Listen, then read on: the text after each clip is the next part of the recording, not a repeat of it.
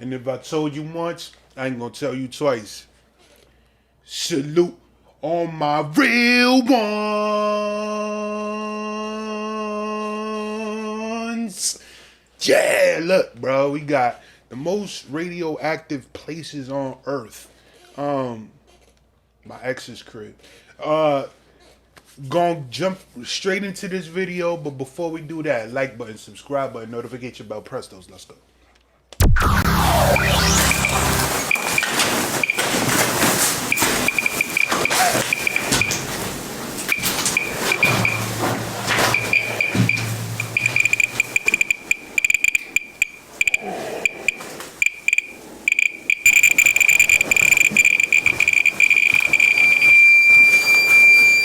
Bro, if the machine is flatlining, that tells you that you shouldn't be there. Like, unless you're gonna turn into Daredevil, into goddamn Superman or Cyborg or Transformers character. Why? Why, Mr. Anderson? Why would you want to walk into that shit? Why? Sorry, my boot, it's overloaded. Radiation is frightening. At least certain types of it are. I mean, my Geiger counter doesn't go off near my mobile phone or the Wi-Fi router or my microwave. That's because a Geiger counter only measures ionizing radiation. That is radiation with enough energy to rip electrons off atoms. And it's measured in units called sieverts. Meaning that it'll scramble your goddamn cells and turn you into the slime that they use in Nickelodeon. If you're exposed to more than 2 sieverts all at once, you'll probably die shortly after that. But we're exposed to low levels of ionizing radiation all the time. Bananas, for example, are rich in potassium, and some of that potassium is naturally radioactive. So when you eat a banana, you're actually exposed to about 0.1 microsieverts of radiation. That's 1/10,000,000th of a sievert. Let's use a banana for scale of radiation doses.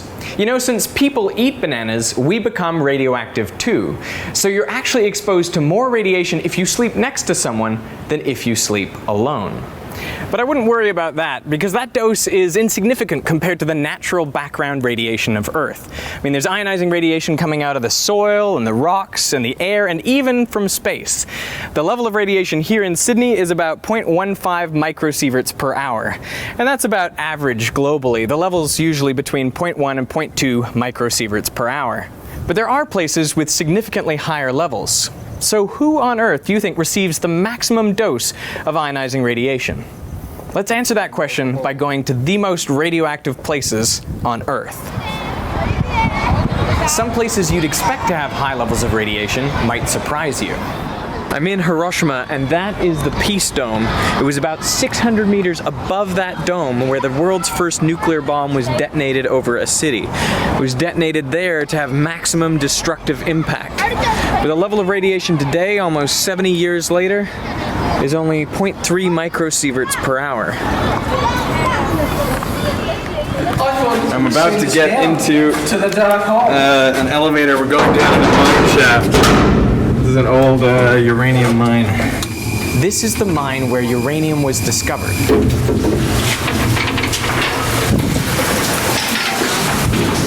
It's also the place where Marie Curie obtained her raw material. 1.7 microsieverts per hour. That's about 10 times the natural background that you would have. Nowadays, most of the uranium has been removed. But in this wall, there's still a small piece, and you can see under UV light, it fluoresces. Look at that. Fluorescent uranium ore. This is the lab of Marie Curie. She won 2 Nobel Prizes, one in physics and one in chemistry. And she conducted a lot of her work here. And this is her office. They always talk about it's Marie Curie, but I know it's some people pronounce it Marie Curie. I'm a Big Bang Theory fan, and Sheldon always talks about Marie Curie. So it's crazy that that's actually her real lab, because didn't she live like early 1900s, like 1910 around there, or in the 1800s. Yeah, correct me if I'm wrong. She would have sat right there. Apparently there are only a few parts of this area which are still radioactive. One is this doorknob. Well, it climbs not much, But that's like 10 times the background. yes, more than 10. And another is the back of her chair. You can still detect alpha particles coming off this spot right here. Apparently after she was working in the lab, she would come, open the door, leaving traces of radium here, and then go and pull out her chair. Welcome to New Mexico.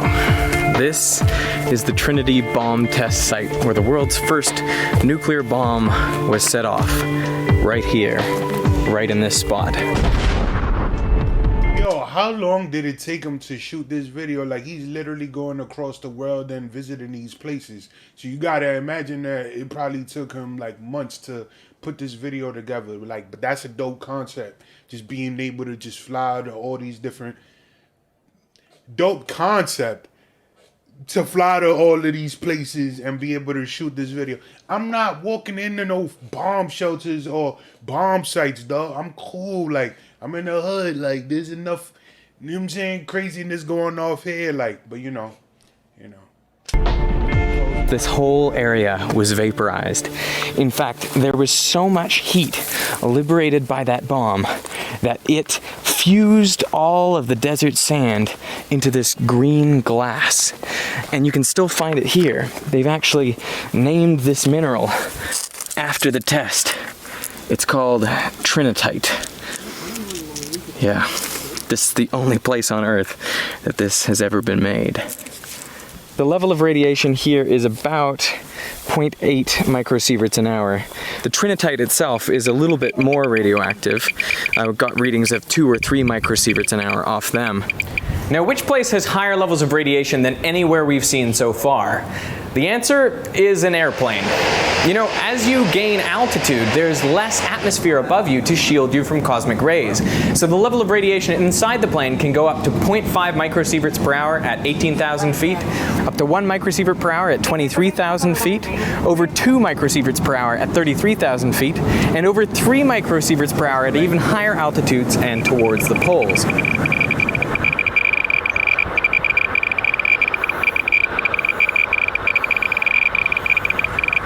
That is Chernobyl nuclear reactor number 4. It melted down on April 26, 1986. So what happened was so much heat was generated inside that reactor that it basically blew the top off, spreading radioactive isotopes throughout this whole surrounding area and over into Europe. And that is why we can still detect the contamination here today. Now right now it's reading around 5 microsieverts an hour. If I stayed here for 1 hour, my body would receive a similar dose to what you'd receive when you get a dental x-ray. So this is not a huge amount of radiation. And one of the reasons why the radiation level is not too high is because they actually removed a couple meters worth of topsoil from this whole area. And then they dumped it somewhere. That's why we can stand here.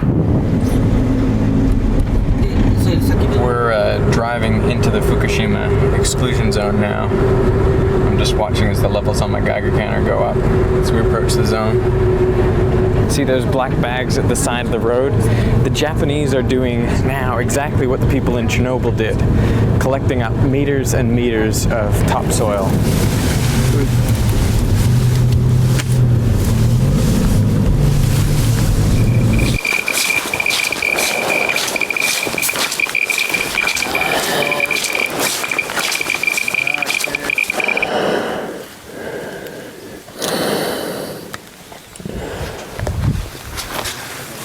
The mask is probably overkill. It's just to stop radioactive dust from getting into my lungs. This is definitely one of the most radioactive places where I've been. Even though the release of radioactive material was less than Chernobyl, only about 10%. Because it's much fresher, only 3 years since the accident, much less of it has decayed. So I've been getting readings up around 5 to 10 microsieverts an hour. And I think we won't be staying here for too long because of that. I'm about to go into the hospital at Pripyat, and this is where the firemen were taken after they fought the fires at the Chernobyl reactor. And in the basement of this building, they have left all of the firemen's clothing. Once they realized it was so contaminated, they chucked it down there. He looked like he was going to fall out.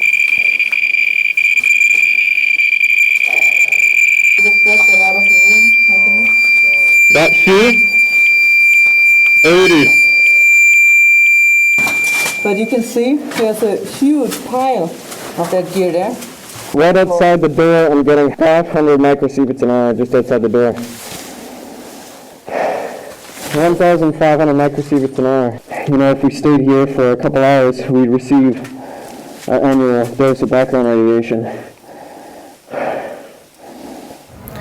That basement was the most radioactive place I visited, and it's one of the most radioactive places on Earth. If I'd stayed down there for 1 hour, I would have received 2,000 microsieverts. That's a year's worth of natural background radiation. Every yellow pixel here represents a banana. Now that might seem like a lot, but consider that in a CT scan, the patient receives about 7,000 microsieverts. That's 3 years worth of natural background radiation. It's been estimated that the people living around Fukushima will receive an additional 10,000 microsieverts over their lifetime due to the nuclear power disaster. For comparison, US radiation workers are limited to a maximum of 50,000 microsieverts per year. But that's less than another occupation, astronaut. An astronaut on the space station for 6 months will receive about 80,000 microsieverts worth of radiation. But not even they are exposed to the highest levels of ionizing radiation. So can you guess who is? The answer is a smoker's lungs. A smoker's lungs on average receive 160,000 microsieverts worth of radiation every year. That's due to the radioactive polonium and radioactive lead in the tobacco that they're smoking. So not only are they exposed to carcinogens and toxins, they also receive very high levels of radiation. So it's not the people of Fukushima or Chernobyl or radiation workers or even astronauts who receive the highest doses of ionizing radiation. That honor goes to your ordinary, average smoker. Nah, that's a bugged out video. So for anybody out there that's smoking tobacco, there you go. You know what I'm saying? You might get superpowers. But before those superpowers develop, you might be in a casket. It is what it is. Let me know what y'all thought of this video, man. Like, I love watching stuff like this. If y'all want to see me watch, you know what I'm saying, or react to more videos like this, let me know down in the comment section. My name is Rain. Catch you on the flip side. RCP salutes. You know I got to do it. Dab on them.